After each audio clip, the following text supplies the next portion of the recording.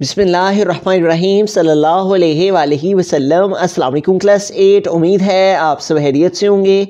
आज हम करेंगे यूनिट 5 की एक्सरसाइज 5.2 के क्वेश्चन नंबर 2 के 1, 2 एंड 3 पार्ट्स को। इससे कबल हम प्रीवियस वीडियो में एक्सरसाइज 5.2 के क्वेश्चन नंबर 1 के इन 3 पार्ट्स को डिटेल से डिस्कस कर चुके हैं। इसका लिंक मैंने डिस्क्रिप्शन में दे दिया है, आप इन क्वेश्चन से रिलेटेड भी लेक्चर ले सकते हैं। एक्सरसाइज 5.2 के क्वेश्चन नंबर 2 की जानिब चलते हैं। क्वेश्चन नंबर 2 है subtract p from q when p is equal to 3x to the exponent 4 plus 5x cube plus 2x square minus x and q is equal to 4x to the exponent 4 plus 2x square plus x to the exponent cube minus x plus 1। तो यहाँ पे हमें subtraction करनी है p from q में से हमें separate करना है p को, ठीक है। तो हम इसके लिए क्या करना होगा, सबसे पहले हमें ऊपर q की वैल्यू लिखनी है और फिर नीचे p की लिखनी है, क्योंकि उसने कहा है सेपरेट p को माइनस करना है किस में से, q में से, ठीक है। तो इसलिए हमें q को ऊपर लिखना होगा और p को नीचे। तो हम q की वैल्यू को पहले लिखेंगे 4x टू द एक्सपोनेंट 4, लेकिन इस q की वैल्यू को लिखते हुए हमें एक बात मद्देनज़र रखना है, वो ये है कि हमारे पास जो q वैल्यू में वेरिएबल्स हैं इनके एक्सपोनेंट डिसेंडिंग ऑर्डर में लिखे जाने चाहिए, यानी कि पहले एक्सपोनेंट ग्रेटर, फिर उससे लेस, फिर उससे लेस और फिर उससे लेस। सबसे ग्रेटर एक्सपोनेंट है x टू द एक्सपोनेंट 4 और 4 से जो नीचे आएगा वो x क्यूब आएगा। तो सेकंड पे हम x क्यूब वाली वैल्यू लिखेंगे जो कि x क्यूब है, और उसके बाद x क्यूब के बाद x स्क्वायर वाली वैल्यू लिखेंगे जो कि प्लस 2x स्क्वायर है। तो इसको हम डिसेंडिंग ऑर्डर में अरेंज करेंगे। उसके बाद x2 के बाद x1 वाले एक्सपोनेंट की वैल्यू, ठीक है। तो हमारे पास यहाँ पे x1 आ जाएगा, x1 है, x का एक्सपोनेंट 1 है जिस वैल्यू में, और उसके बाद हमारे पास ये कांस्टेंट टर्म आ जाएगी। तो यूँ हमने जो q की वैल्यू है उसको डिसेंडिंग ऑर्डर में लिख लिया, एक्सपोनेंट 4 के साथ एक्सपोनेंट 3, 2, 1 और कांस्टेंट वैल्यू, और हमने माइनस करना है जिस वैल्यू को, वो है p, और उसको हम इसके नीचे भी इसी अंदाज से तरतीब देंगे, डिसेंडिंग ऑर्डर में ही इस अंदाज से लिखेंगे कि जो सा एक्सपोनेंट हमारे पास 4 है उसके नीचे एक्सपोनेंट 4 वाली ही वैल्यू आए, और जिसका वैल्यू का एक्सपोनेंट क्यूब है x का, वो x क्यूब वाली वैल्यू के नीचे ही, और जिसका x स्क्वायर है वो x स्क्वायर वाले वेरिएबल और एक्सपोनेंट के साथ इसी तरह x वाली वैल्यू x वाली के नीचे ही आएगी। तो फर्स्ट टर्म है यहाँ पे 3x टू द एक्सपोनेंट 4, तो इसे हम एक्सपोनेंट 4 वाली वैल्यू के नीचे लिखेंगे 3x टू द एक्सपोनेंट 4। उसके बाद x क्यूब वाली वैल्यू लिखेंगे, और यहाँ पे हमारे पास x क्यूब वाली वैल्यू है 5x to the exponent cube, तो इसे हम x क्यूब वाली वैल्यू के नीचे लिखेंगे। उसके बाद x स्क्वायर वाली वैल्यू को लिखेंगे, और हमारे पास x स्क्वायर वाली वैल्यू है प्लस 2x स्क्वायर, तो वो हमारे पास इसके नीचे आएगी प्लस 2x स्क्वायर। और उसके बाद हमारे पास x वाली वैल्यू आ जाएगी जो कि यहाँ पे माइनस x है, और चूंकि यहाँ पे कोई कांस्टेंट वैल्यू नहीं है तो इसलिए यहाँ पे हम कुछ भी नहीं लिखेंगे। तो हमने क्या करना है, सेपरेट करना है। तो जब भी हम पॉलिनोमियल्स को, एक्सप्रेशंस को सेपरेट करते हैं तो एक बात हमें जो मद्देनज़र रखना होती है वो ये है कि जब भी हम सब्ट्रैक्शन करते हैं जो हमारे पास सेकंड वैल्यू है उसके साइन हमारे पास चेंज हो जाते हैं। जब भी हम माइनस करते हैं, सब्ट्रैक्शन करते हैं, तो जो हमारे पास सेकंड वैल्यू है उसके सारे के साइन चेंज हो जाएंगे। तो हमारे पास देखेंगे plus 3x to the exponent 4 था, तो ये अब माइनस में चेंज हो गया, और ये plus 5x to the exponent cube है, तो ये माइनस में, ये प्लस में है तो ये भी माइनस में, ये माइनस में है तो ये प्लस में। तो इस तरह तमाम के साइन चेंज हो जाएंगे, जिसका माइनस है उसका साइन पॉजिटिव और जिसका प्लस है उसका साइन चेंज होकर माइनस हो जाएगा। अब इनको सेपरेट करेंगे, तो यहाँ पे देखिए 4x टू द एक्सपोनेंट 4 है और minus 3x to the exponent 4 है, तो 4 माइनस 3 क्या आ जाएगा 1, और साथ में हमारे पास क्या आ जाएगा x टू द एक्सपोनेंट 4। तो 4 से 3 माइनस किए तो 1 आ गया। 1 कोफिशिएंट को लिखे ना लिखे इससे कोई डिफरेंस नहीं पड़ता। उसके बाद है हमारे पास plus 1x cube minus 5x cube, तो हमारे पास है 1x क्यूब, और इसमें से हमें जिस वैल्यू को माइनस करना है वो है माइनस 5x क्यूब। तो अगर हम इन दोनों वैल्यूज़ को देखते हैं तो इस वैल्यू का साइन पॉजिटिव है, इसका नेगेटिव है, तो हम सेपरेट करेंगे, माइनस करेंगे, तो 5 से 1 माइनस करेंगे तो क्या आ जाएगा 4, और साथ में इसका वेरिएबल और इसका एक्सपोनेंट जो कि x क्यूब है वो आ जाएगा। और लेकिन जब हम इसका आंसर लिखेंगे तो आंसर में हमें ग्रेटर साइन वाली वैल्यू को लिखना है। तो हमने क्या किया है, एक साइन पॉजिटिव था, एक साइन नेगेटिव था, तो अगर ऑपोजिट साइन हो तो माइनस का प्रोसेस किया जाता है, सब्ट्रैक्शन की जाती है, लेकिन जो आंसर है उसके साथ जो साइन है वो ग्रेटर वैल्यू का लगाया जाता है। तो ग्रेटर 1 और 5 में से 5 था, इसलिए इसका साइन साथ में आ गया। 1x³ माइनस 5x³, तो यूँ इस तरह से इसका आंसर क्या आ गया -4x³। तो यहाँ पे हम फिर क्या लिखेंगे -4x³। अब यहाँ पे देखें 2x² माइनस 2x², अब इसका साइन चेंज होके माइनस हो गया हुआ है, प्लस नहीं रहा, जो साइन चेंज हुआ है अब हम उस साइन को लेके तो इसको सॉल्व करेंगे। +2x² माइनस 2x², तो +2 और -2, 2 में से 2 माइनस कर देंगे तो 2 - 2 क्या आ जाएगा 0। तो ये वैल्यू सारी की सारी कैंसिल हो जाएगी। इसी तरह यहाँ पे देखें -1 और ये +1, -1x है और ये +1x है, तो 1 - 1 क्या आ जाएगा 0। तो इस तरह ये भी वैल्यू जो है वो हमारी जो है वो रिमूव हो जाएगी, ख़त्म हो जाएगी, और नेक्स्ट क्या रह जाएगा +1।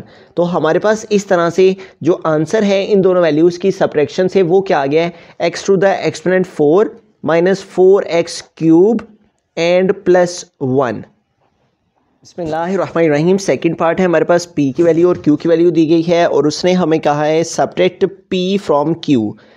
p को हमने सब्ट्रैक्ट करना है और q में से करना है, इसलिए हमें q को जो है वो ऊपर लिखना है और जो p है उसको नीचे लिखना है। अब q की अगर हम वैल्यू को देखते हैं तो यहाँ पे हमारे पास y, x और z की वैल्यूज़ है, तो अगर हम इनको अरेंज कर लेते हैं तो पहले हम x फिर y और फिर z वेरिएबल की वैल्यू को लिखेंगे। तो पहले हमारे पास यहाँ पे x वाली वैल्यू जो है टर्म है वो है 3x, तो पहले हम इसको लिख लेंगे, फिर y वाली को लिख लेंगे जो कि +2y है। इसके साथ कोई साइन शो नहीं हो रहा, तो जिस वैल्यू के साथ कोई साइन शो नहीं हो रहा तो उसका साइन प्लस का होता है। तो उसके बाद हमारे पास z वाली वैल्यू है और वो है -4z, उसको हमने लिखा, और देन हमारे पास जो कांस्टेंट टर्म है जो कि +1 है उसको हमने लिख लिया। और जिस वैल्यू को हमने सेपरेट करना है, p को सेपरेट करना है q में से, तो q को हमने लिख लिया। अब हम p को लिखेंगे यहाँ पे, तो उसको भी हम इसी अरेंज के साथ लिखेंगे कि x वाले वेरिएबल की वैल्यू x वाले के नीचे ही आए। तो हमारे पास फर्स्ट टर्म है 2x, तो इसे हम x वाली वैल्यू के नीचे, और उसके बाद y वाली है जो कि 3y है, तो इसे हम y वाली वैल्यू के नीचे लिखेंगे, और जो z वाली टर्म है उसे z वाली के नीचे लिखा। तो इस तरह से हमारे पास -4z और उसके बाद है -1, तो यूँ हमारे पास कांस्टेंट टर्म के नीचे कांस्टेंट टर्म आ गई। अब इन वैल्यूज़ को हमने माइनस करना है, जैसे कि हमने प्रीवियस क्वेश्चन में देखा कि जो हमारे पास सेकंड वैल्यू होगी उसकी सारे के साइंस जो वैल्यूज़ हैं उनके चेंज हो जाएंगे। जब भी हम सब्ट्रैक्शन करते हैं पॉलिनोमियल्स की तो सेकंड टर्म जिसको हमने सेपरेट करना होता है उसके साइन चेंज कर दिए जाते हैं। साइन को चेंज करने से पहले एक बात जो मद्देनज़र रखना होती है वो ये है कि हमारे पास जो वेरिएबल x है उसके साथ वेरिएबल x ही प्लस माइनस हो सकता है, और जो वेरिएबल y है उसके साथ वेरिएबल y ही प्लस माइनस हो सकता है। इसी तरह जो वेरिएबल z है उसके साथ वेरिएबल z की ही वैल्यू को प्लस माइनस किया जा सकता है। ना ही हम वेरिएबल x को y में प्लस करते हैं, ना ही y को z में ऐड कर सकते हैं। तो इसलिए हमने जोन से वेरिएबल की वैल्यूज़ हैं उनको आपस में इस तरतीब से लिख लेना है ताकि x वाली को x वाली के साथ ही क्योंकि किया जा सकता है माइनस, और y वाली को y से, इसी तरह z को z से, और कांस्टेंट टर्म को कांस्टेंट टर्म के साथ ही प्लस माइनस किया जा सकता है। तो अब हम इनको सेपरेट करने के लिए जो हमारे पास सेकंड वैल्यू है उसके साइन चेंज कर देंगे। 2x का साइन पहले पॉजिटिव है तो अब चेंज होके माइनस, इस तरह 3y का साइन पहले प्लस है तो अब माइनस हो गया, 4z का साइन पहले माइनस है तो अब प्लस में चेंज हो गया, इस तरह 1 का साइन पहले माइनस है तो अब प्लस में चेंज हो गया। तो अब हम इनको सॉल्व कर लेते हैं। तो हमने 3 - 2 किया, तो 3 से 2 माइनस करेंगे तो क्या आ जाएगा 1। अब इसका साइन माइनस हो गया हुआ है तो 3 - 2 क्या आ जाएगा 1, और साथ में वेरिएबल क्या आ जाएगा x। 1 को साथ में लिखें ना लिखें इससे कोई डिफरेंस नहीं पड़ता। उसके बाद है हमारे पास 2 - 3 और दोनों के साथ वेरिएबल है y। अब यहाँ पे देखिए 2 का साइन पॉजिटिव है और जो 3 है उसका साइन माइनस है, तो अगर एक साइन पॉजिटिव है एक नेगेटिव हो तो हम माइनस करते हैं। तो 3 से 2 माइनस किया तो क्या आ गया 1, और साथ में वेरिएबल आ गया y। लेकिन जो साइन है वो हम ग्रेटर वैल्यू का यूज़ करते हैं, ठीक है। एक साइन प्लस का एक का साइन माइनस का तो माइनस किया जाता है, लेकिन जो आंसर है उसके साथ साइन माइनस का लगाया जाता है, ग्रेटर वैल्यू का लगाया जाता है। हमने माइनस का लगाया क्योंकि यहाँ पे ग्रेटर वैल्यू 3 है और उसके साथ साइन माइनस का है, तो यूँ हमारे पास इसका आंसर क्या आ गया -y। 1 कोएफिशिएंट को लिखे ना लिखे इससे कोई डिफरेंस नहीं पड़ता। उसके बाद देखिए -4z और +4z, -4 और +4 दोनों के साथ वेरिएबल z है। तो अब एक का साइन नेगेटिव है एक का साइन पॉजिटिव है, तो ऐसी सिचुएशन में हमने माइनस करना होता है, तो 4 से 4 माइनस करेंगे तो क्या आ जाएगा 0। तो ये सारी वैल्यू का आंसर हमारे पास क्या आ गया यहाँ पे 0। उसके बाद आगे देखें +1 और +1, तो 1 में 1 प्लस किए तो हमारे पास क्या आ जाएगा 2। तो यूँ हमारे पास इस सेकेंड वैल्यू का जो आंसर है वो क्या आ गया x - y + 2। बिस्मिल्लाहिर्रहमानिर्रहीम। पार्ट नंबर 3 है। पी एंड क्यू की वैल्यूज़ दी गई हैं और यहाँ पे हमने पी को सेपरेट करना है फ्रॉम क्यू में से, तो इसलिए हम क्यू की वैल्यू को ऊपर लिखेंगे और पी की वैल्यू को चूँकि सेपरेट करना है इसलिए वो नीचे आएगी। तो क्यू की वैल्यू हमारे पास जो है वो है ए क्यूब, उसके बाद हमारे पास है यहाँ पे है 3a² बी और देन उसके बाद है प्लस 3ab² और फिर है माइनस बी क्यूब। अब जब हमें p की वैल्यू जो कि इसके नीचे लिखनी है तो उसको लिखते हुए जो बात हमें मद्देनज़र रखना है वो ये है कि a क्यूब वाली वैल्यू के नीचे a क्यूब वाली ही वैल्यू आनी चाहिए। यहाँ पे हमारे पास p की जो वैल्यू है वो है a क्यूब पहली वाली, तो ये a क्यूब के नीचे हम लिखेंगे और उसके बाद सेकंड वैल्यू है 2a² b, तो a² b वाली वैल्यू के नीचे a² b ही की वैल्यू लिखी जाएगी। तो यहाँ पे हमारे पास a² b की वैल्यू ये है, तो ये इसके नीचे आएगी जो हमारे पास है प्लस 2a² b। उसके बाद 3ab² है, तो अब हमें ab² वाली वैल्यू के नीचे इसको लिखना है। ab² वाली वैल्यू के नीचे ये वैल्यू आ जाएगी जो कि प्लस 3ab² है और उसके बाद b क्यूब है, तो b क्यूब वाली वैल्यू जो है वो b क्यूब के नीचे ही हम लिखेंगे। अब हम इन वैल्यूज़ को सेपरेट करना है, माइनस करना है, तो माइनस करते हुए जो बात हमें मद्देनज़र रखना होती है वो ये है कि जो हमारे पास जो सेकंड टर्म होती है जो कि हमने नीचे लिख रखी होती है, जैसे हमने यहाँ पे p की वैल्यू को नीचे लिखा है क्योंकि उसको सेपरेट करना था और q में से करना था, इसलिए q को हमने ऊपर लिखा है और p को नीचे। अब जब हमने सेकंड वैल्यू जो नीचे लिखी है इसको माइनस करना होता है तो हम नीचे वाली वैल्यू के सबके साइन चेंज कर देना होते हैं।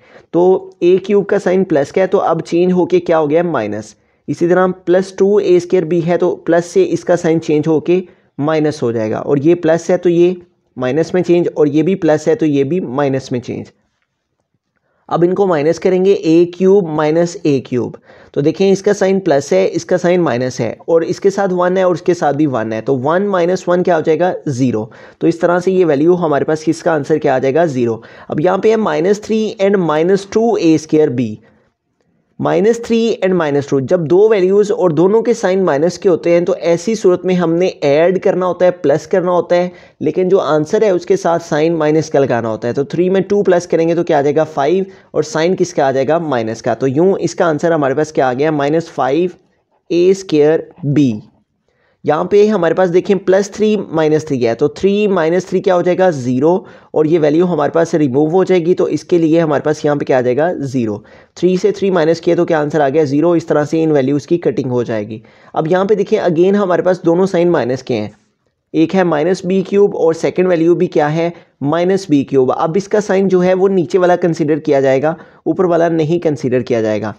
तो देखिए -b³ और -b³, इसके साथ भी कोफिशिएंट 1 है और इसके साथ भी कोफिशिएंट 1 है, तो जब दोनों साइन माइनस के होते हैं तो हमें प्लस करना होता है लेकिन साइन माइनस का लगाना होता है। तो 1 में 1 ऐड किया तो क्या हो जाएगा 2 और जो साइन है वो किसका आ जाएगा माइनस का।